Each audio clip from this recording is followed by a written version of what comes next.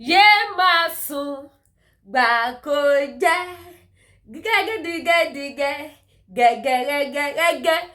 Bàbá mi Falana ti gbóhùn sókè, wọ́n ti gbẹ́nu sí mic.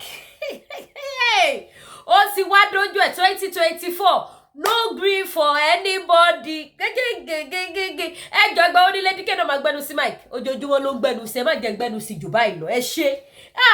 Àwọn èèyàn ti fẹ́ sáré máa kọ sí comment section. Ṣé ìṣọwọ́ táwọn èèyàn wá fi gbẹ́nu sí mic yìí? Ṣé lady díkẹ́ náà gbọ́dọ̀ ṣe bẹ́ẹ̀ gbẹ́nu sí mic? Ẹ ṣàrọra jẹ́ kí n máa gbẹ́nu sí bí mo ṣe ń gbẹ́nu sí yìí. Ẹ ní sórí ibú. Mélòó lára mi tẹ́ fẹ́ lọ gbé mi travailler?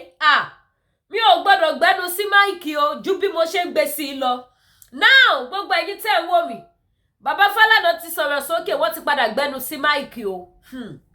Àṣọ́rọ̀ tó wà lẹ́yìn, ẹni tó máa bá wa dùn, á ní sẹ́ǹsì tó mọ̀ wípé nígbà tá à ń sọ fún yín wípé àwa youth of nowadays, no gree for anybody la bá wa. Èèyàn tó kọ́kọ́ sọ statement yẹn ní January 2024 tó gbé ọ̀rọ̀ yẹn síta, tẹ́ ó di pé everybody grab ẹ̀. Àwọn Nigerian government, àwọn amòkùnṣèkà, àwọn ẹni bí èèyàn, wọ́n ti mọ ìtumọ̀ ẹ̀, wọ́n bẹ́ lọ pé kí nǹkan bẹ́ẹ̀ má ṣẹlẹ̀.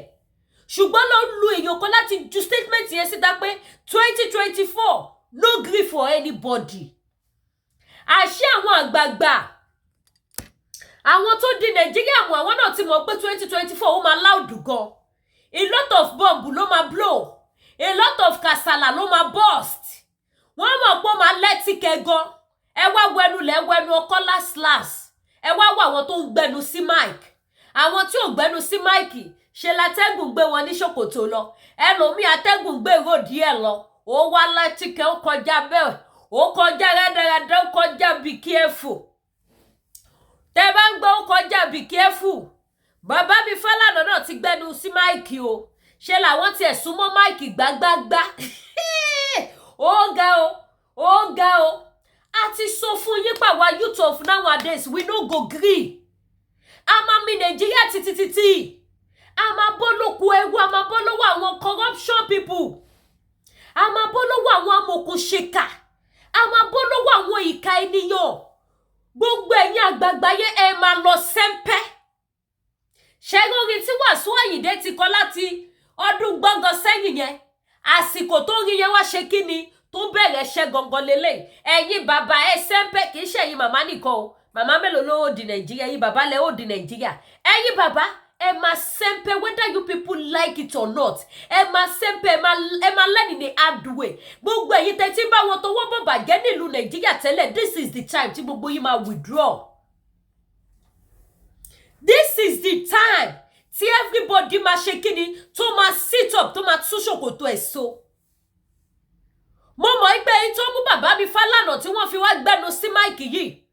Àwọn tó ń ṣiṣẹ́ ibi nílùú Nàìjíríà wọ́n ti máa sá kíjokíjo. Wọ́n ti máa tún wé ara wọn ṣe.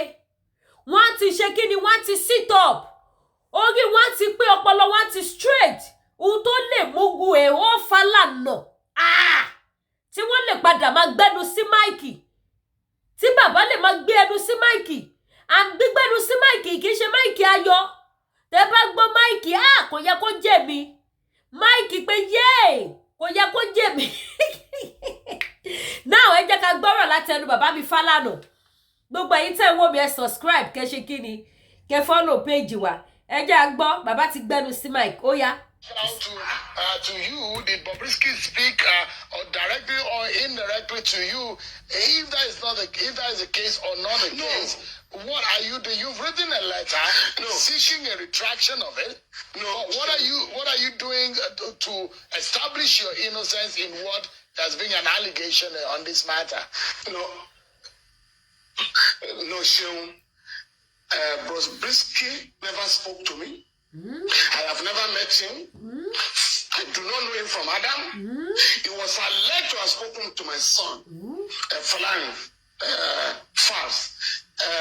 Yes, my son said this guy was appealing to people for assistance, and he called my son, I think on May 4 there about this year. Please, can you give me 3 million naira to be placed in a special part of the prison. We call it the VIP section. And my son asking, are you calling me under the authorization of the superintendent of prisons? He said, no, please, don't call me again. I'm unable to assist you to bribe the prison authorities. And be very careful, since you're already in jail for an offense. Please, if you are going to call me next time, you either do it through the superintendent or you write a letter endorsed by the prison authorities. And that was the last. Somebody now said he listened to a tape somewhere and went out to lampoon and rather defend me by saying the guy had spoken to me. Of course, we are going to examine the call logs. And my son has also said, this was the guy who originated a call to me. My son has never negotiated fees on behalf of anybody. On the contrary, my 3 children normally refer people who need assistance to me and not those. In fact, my wife was asking our kids recently, why are you always sending people who are not able to pay our fees? Next time we are going to be charging you. So this is the position. Now what I'm going to do, I have resisted the temptation shown to file a criminal complaint because I'm leading a team of lawyers in West Africa campaigning for decriminalization of freedom of expression. We have succeeded. This campaign is being coordinated by the Media Foundation for West Africa, of which I'm a member of the board. We have succeeded in getting Liberia, Ghana, and Sierra Leone to decriminalize freedom of expression. We are still appealing to other countries in the region to ensure that we respect freedom of expression. But that is not a license for defaming people, for blackmailing people. Once, and what we are saying, if you are defamed, in the words of the late Justice Olatawura, in the case of Otawanko and the state, if you are defamed by anybody, please go out there and sue for libel, where you put your own character in issue. In this case, we are not going to file a criminal complaint. We will not be pushed to do that. I'm currently defending a couple of journalists who are standing trial either under the Cyber Crimes Act or under criminal libel. But what we are going to do is to embark on civil proceedings with a view to restoring our integrity, my own name and that of my son, so that nobody will simply rush to the social media to defend any Nigerian. We want to make an example. In this case, we have asked for a retraction and an apology rendered to us.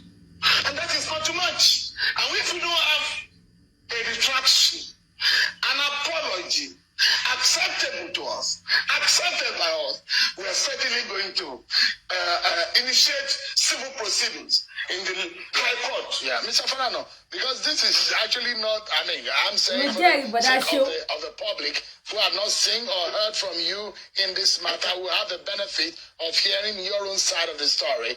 And that's why I brought it up. But I know how painful this could be, especially if you have built a reputation over the years. Now, the question here.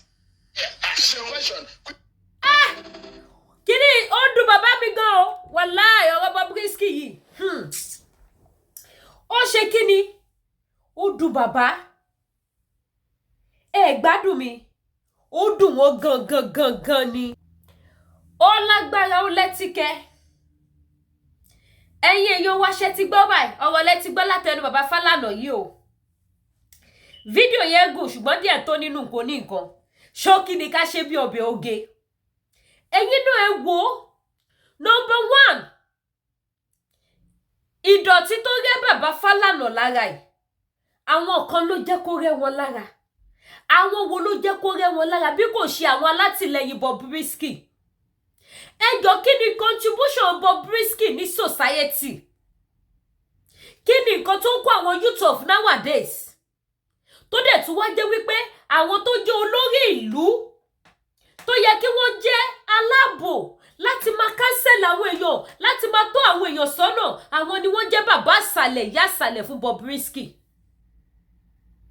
Kí ni àjọṣepọ̀ tó wà láàrin Bobrisky àti gbogbo àwọn Nigeria politicians tó wà lẹ́yìn ẹ̀ tó fi di wípé ẹ̀rẹ̀ ìfilọ̀ ta bá Bàbá Falana?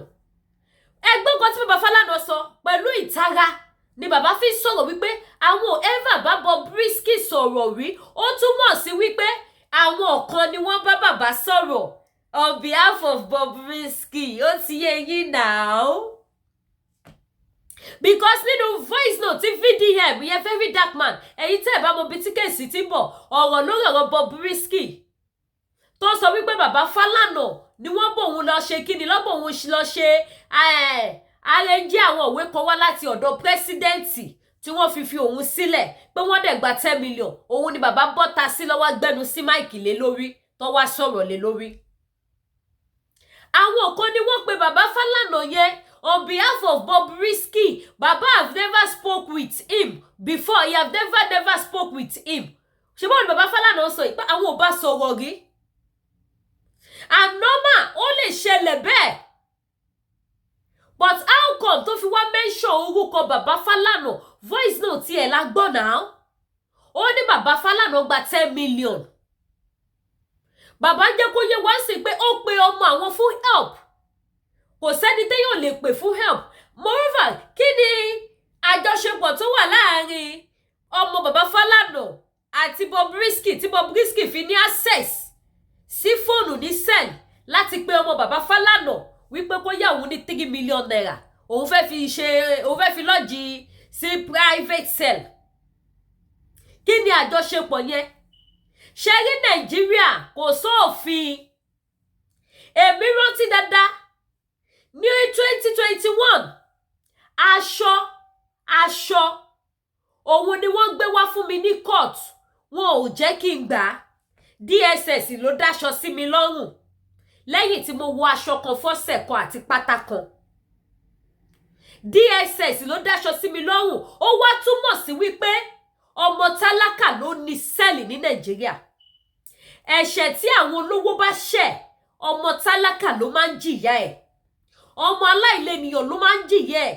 Nígbà tí Bobrisky ń lọ sí sẹ́ẹ̀lì tó di luggage. Ẹ fi hàn pé ó fẹ́ lọ fọ́lùdé nínú hòtẹ́ẹ̀lì kan ni. Inú sẹ́ẹ̀lì wo ló ń lọ tí wọ́n jẹ́ kó di luggage? Why tí wọ́n gbé aṣọ wá fún èmi tí àwọn DSS, Nigerian DSS tí ẹ̀ jẹ́ kẹ́mi gbà á? Àwọn Nigerian police dé lè aláwọ̀ èèyàn kan.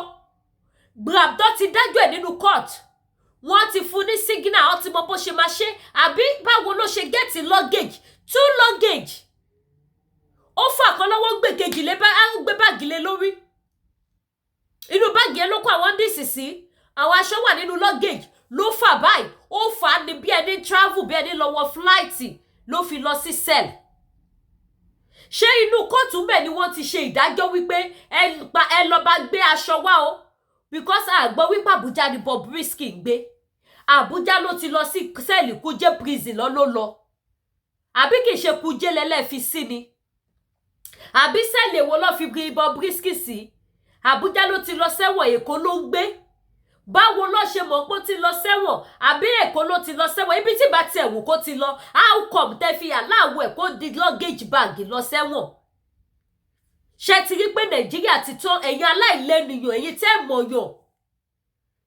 Ẹ̀yin tẹ́ mọ̀yàn. Ẹ̀yin nìyà ń jẹ. Nàìjíríà ò sí fún tálákà. Olówó ló ní Nàìjíríà. Ṣé rí nǹkan mẹ́ta ló gbọ́dọ̀ wà lack ní Nàìjíríà? Àkọ́kọ́ owó power kò dẹ̀ mọ̀yàn. Tó bá ti ní mẹ́tẹ̀ẹ̀ta yẹn gbàgbé òṣì. Ohun gbogbo ló ti ní. Tó bá ti ní power tó lówó tó dẹ̀ ti mọ̀yàn. Gbàgbé o ti ní gbogbo nǹkan. Kódà tó bá lówó tó bá ti lè fi èèyàn mímọ̀ sọ̀rọ̀. Gbàgbé bó ṣe ṣẹlẹ̀. Phone call ló máa jẹ́. Phone call òun ló jẹ wọ́n. Kẹ́ máa wo Nigeria of nowadays. Gbogbo ìgbé ayé Nigeria wá kún fún fake life. Ẹ wá wo odidi bàbá Fẹ́mi Falana. Nítorí ti Bobrisky. Bàbá wa bọ́ síta wá grant interview. Interview yẹn gùn gan o. 1 hour ní o tí mo ra gẹ́ pé ṣí yẹ ogun o because bàbá sọ̀rọ̀ nípa defamation of character fún ẹni tó gbé voice note jáde tó ní wọ́n mọ̀ sí àwọn ló ṣàrẹ máa ń jíjẹ this and that bàbá sọ̀rọ̀ nípa ẹ̀sùn defamation of character tí wọ́n lè fi kan orú ẹni bẹ́ẹ̀ wọ́n sọ̀rọ̀ gan wọ́n grant interview almost 1 hour lórí ọ̀rọ̀ Bobrisky. Who is Bobrisky? Àwọn òkó wà tó jẹ́ wípé wọn ò ṣe ẹ̀ṣẹ̀ tí Bobrisky ṣẹ̀ tí gbogbo ẹ̀yin olówó ọlọ́lá ní Nàìjíríà tí ẹ̀ ní ṣe bí pé ẹgbọ́ ẹni tì nítorí wọn ò mọ̀yàn, nítorí wọn ò lówó, nítorí wọn ò ní nǹkan tó máa fi ṣe pàṣípàrọ̀. Ṣé Bobrisky ṣé ó ń tún ayé àwọn ọmọ ṣe ni? Èèyàn tó ń kó àwọn ọmọ kọ́ lọ máa change ara wọn sí tobìnrin, èèyàn tó ń tún ṣe Ọlọ́run wò, èèyàn tó jẹ́ pé ègún burúkú ló wà lórí Bobrisky. Ara ohun tá ṣe sọ nìyẹn wípé sẹ́ àfi ká fi òpin sí ìlú burúkú, ìlú Nàìjíríà, ìlú tó ń ba ayé àwọn èèyàn jẹ́, ìlú tó lòdòdó tí ń kú sí pé ìkà. Ta ni wọ́n bá máa competition sí ní ìṣẹ́jú bí kò ṣe Bobrisky? Wípé sẹ́ o gbọ́dọ̀ change, you have to change, you have to change, you have to change. Kí wọ́n dẹ́kun ìwà ìbàjẹ́ owó ẹ̀, àbó ti wà nínú òfin Nàìjíríà ni ohun tí Bobrisky ṣe. Ṣé bẹ́ẹ̀ ẹ̀yin kan lẹ wà níbẹ̀, ẹ̀yin kan lẹ ń tìlẹ́yìn, ẹ̀yin kan lẹ ń lo Bobrisky, ẹ̀yin kan lẹ ń gbowó fún. Bobrisky lọ sẹ́ẹ̀lì ó dé, ó lọ ṣe welcome party. Ẹ̀yin Nigeria politician kò ní dá fún yín. Èmi lọ sẹ́ẹ̀lì mo dé mo land this hospital. Kò ní yẹ yín, èpè láàpá yín. Bobrisky lọ sẹ́ẹ̀lì ó dé. 3 months 6 months lọ́nà máa lò ó lo 3 months ó dé ó lọ ṣe welcome party lórí omi. Àbá Kyari tó bá yí àwọn èèyàn jẹ́, tó bá yí àwọn èèyàn jẹ́, tó ja Nàìjíríà lóde, tó tún jalè international yín èèyàn. Àbá Kyari náà lọ sẹ́wọ̀n ó dé wọ́n ṣe party fún.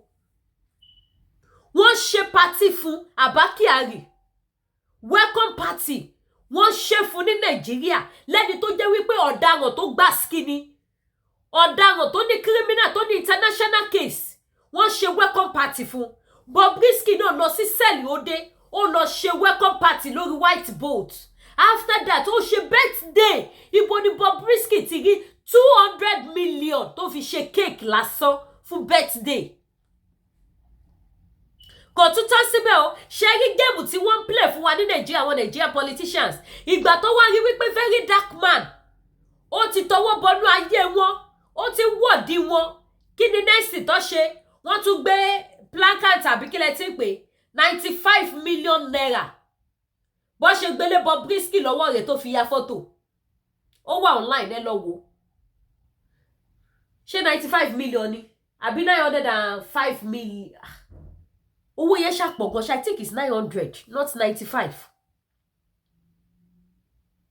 I think it's 995 million.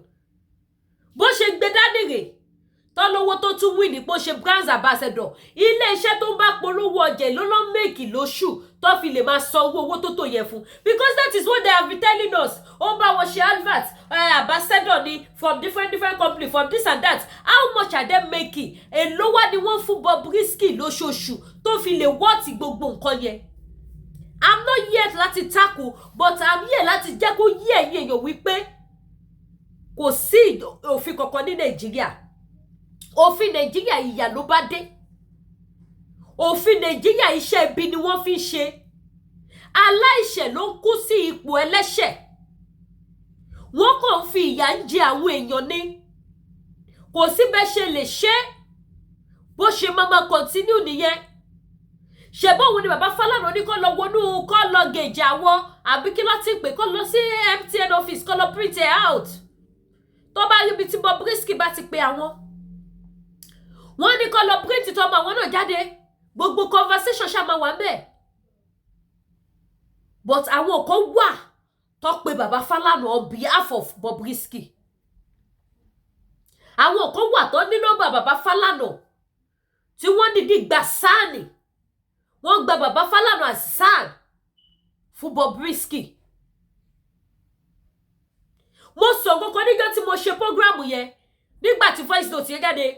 Mo ní tó bá jẹ́ pé Bàbá Falana, I know the Bàbá Falana, I'm not used to him, but see him mo mọ orí èèyàn tí bàbá yẹn jẹ́.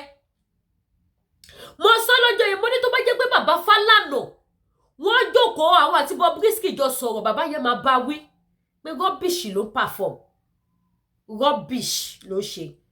Bọ́tọ́lá ipò ti ní ọwọ́ kan bí àwọn pàdí tó pàdí, club to club member nínú. Àwọn yẹn ni wọ́n tó ṣẹ́ yẹn láti pe bàbá, not Bobrisky. I was just guessing, no, I'm not sure o. Mo guessing ni o, allege ni o. But bó ṣe máa jẹ́ nìyẹn pẹ̀lú nǹkan tí Bobrisky sọ. Kò tó máa ṣẹlẹ̀ nìyẹn tí bàbá dẹ̀ ti bọ́ táàsì tó ti wá gbẹ́nu sí mic wípé àwọn àti ò sọ̀rọ̀ rí. Dájúdájú àwọn kan ni wọ́n bá wọn sọ̀rọ̀ on behalf of Bobrisky. Ẹ wo ẹnu lẹ wo ẹnu ọkọ, ẹ wo ayé wa ní Nàìjíríà, ẹ wo bí tá padà já sí, ẹ wo bí tá bára wa. Ẹ wo bí tá bára wa. Àwa sọ fún yín wípé ẹ jí ẹ má sùn. Kò sí nǹkan tó jẹ́ wọ́n Nàìjíríà mọ́. Wọ́n Nàìjíríà is a scam. Ó lè lọ fi ń jà iṣẹ́ bí lọ fi ń ṣe, ó fi ń pààyàn lẹ́kún ni, ó fi ń láyàn lójú ni, ó fi ń ṣẹ́kà fúnyàn ni. Wọ́n Nàìjíríà nǹkan tó fi ń ṣe nìyẹn. Ẹ̀yin tẹ́ wá mọ̀yàn tẹ́ ní anything. Báwo lẹ ṣe fẹ́ ṣe? Olótìtọ́ gbogbo ènìyàn ó ti kú sípò ìkàtọ́ ní Nàìjíríà. Aláìṣẹ̀ ó ti kó sọ́wọ́, ó ti kú sípẹ̀ ní Nàìjíríà. Àfi k'Ọlọ́run kó ṣàánú wa. A ní rí jù bẹ́ẹ̀ lọ lórí ètò Lédìkè Ìfẹ́ Olúwa show, òun lórúkọ ti tèmi, the baby of Yorùbá nation. Ẹ má gbàgbé Ìgbòho Òòṣà, iṣẹ́ ń tẹ̀síwájú birthday. Birthday Májàsọ́lá October 10, 11, 12. Ẹ mọ́ lọ sí UK. Ẹ jọ̀ọ́ torí Ọlọ́run. Kí ló ti ń pè? What is it called? Protest, ó máa ṣe rally. 1 million rally yẹn ló ṣe pàtàkì, ló ṣe kókó jù ní UK. Lọ́ndì 11, bọ́ndì 12 sí ni. Ẹ lọ follow information kẹ́ mọ̀ bó ṣe ń lọ o. Ìyàtà jẹ́ ìtò Yorùbá nation no going back. Gbogbo ariwo Yorùbá nation tá ń pa látijọ́ yìí. Ó dà ipá sìkò ti tó báyìí. So ẹ lọ fún 1 million march o ní UK. Ẹ̀yin tó lọ bá bọ̀ láṣìírí, ẹ ra tíkẹ́ẹ̀tì ẹ máa lọ UK. Ẹ lọ ṣe rally o, mo fọlọ́run bá bẹ̀ yín o. Rally o, Ọlọ́run la máa fi gba Yorùbá nation o. Ó lọ sí UK o, ẹ lọ ṣe rally o. Ọlọ́run la máa fi gba Yorùbá nation o. Ẹ lọ ṣe rally o, gbogbo ẹ̀yin ọmọ Nàìjíríà, ọmọ Yorùbá tẹ́ wà ní UK. Ẹ lọ ṣe rally, ẹ lọ ṣe dinner night. Ẹ lọ jẹun pẹ̀lú prime minister. Kẹ́ bá sọ fún prime minister pé wá àlàyé, má jẹun lásán, má jẹun gbàgbé ọpọlọ ẹ. Jẹun díẹ̀ kó ṣe ọpọlọ sílẹ̀. Yorùbá nation no going back, a ṣe mọ́. Pẹ̀lú ìjọba mujẹmujẹ, a ṣe mọ́. Ẹ lọ jẹ dinner night o. Ẹ lọ jẹ dinner night o. Ṣé dinner night ló ń gbà bí night? Ẹ mọ̀ pé mi gbé ìbò. Dinner night. Lọ́wọ́ ṣe mí lọ́wọ́ sọ́dún. Ẹ lọ jẹ dinner night o. Ẹ lọ jẹ ní UK mi ni wá gbogbo yìí tí ojú òní ti gbogbo wa. Ayọ̀ wa ò ní dìbànújẹ́. Bàbá wa tó ń ṣọjọ́ bí náà, ikú ò ní pa wọ́n, àìsàn ò ní ṣe wọ́n. Agara ò ní dá wọn. Wọ́n á ṣọ̀pọ̀lọpọ̀ ọdún láyé, wọ́n kó wa délẹ̀ lérí láyọ̀ àti àlàáfíà. Ẹ bá mi ṣàwí, ẹ bá mi gbé tú àdúrà mi. Ẹ ṣe gbòsà fọ́mọdé yẹn mọ́.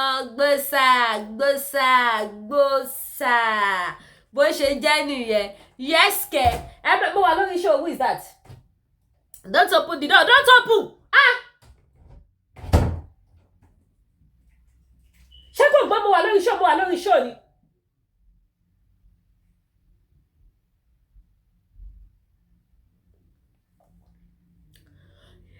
Ìta sọ lọ, ẹ má bínú jàre.